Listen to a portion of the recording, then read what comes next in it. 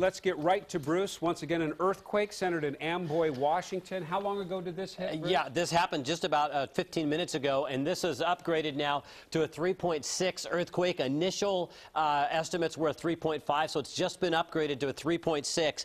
And I was looking at these reports, Jeff and Kelly, right here. These are the reports of people who were reported feeling it. Okay. And so this is up, 18 miles, basically, if you look at where it was compared to Vancouver. And we'll put this on your screen so you can see it on the map.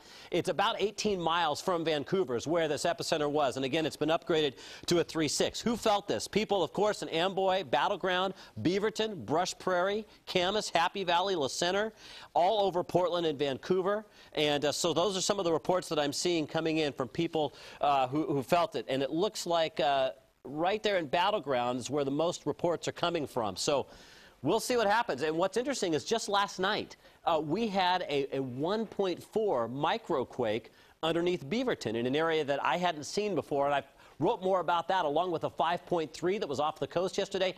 That's on my weather blog, and you can find that by going to coinlocal6.com and the weather page if you want to read more about those quakes. So interesting, some shaking going on. I'll have more information coming up in our next half hour here at 5:30. All right, let's talk weather right now. 50 degrees, the current temperature, and it's a mild night. I don't know if that caused the quake, but it certainly has been mild around here. We should be in the 40s this time of year, but today we busted past that. We're mostly dry right now. The main exception is over here, out in the area of where the earthquake was. So those of you in Amboy getting some light rain, and that's true in parts of East County, East Clark County and eastern Multnomah County on into the gorge tonight and up into the foothills of the Cascades. Rainfall totals, a 1/4 inch of rain in Portland. Astoria, we had almost an inch of rain, so that was one of the wettest places today. And look at these 50s. Wow, up and down the I-5 corridor. Even the Dalles at 55 degrees and Pendleton at 50. How about the lows this morning? They were not very low. 44 in the Rose City and 46 for a low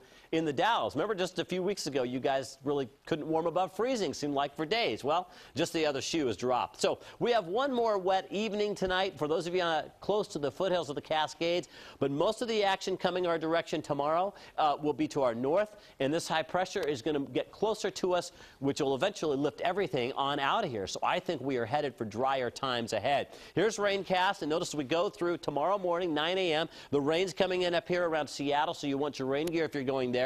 But we're mainly dry in the Portland-Vancouver area. We could get hit by a passing shower sometime mid or later in the day tomorrow, but it's not going to be anything too significant.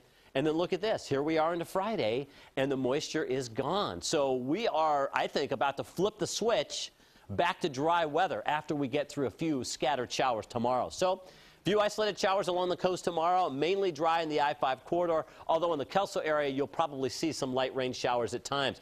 Partly cloudy and mainly dry in central and eastern Oregon.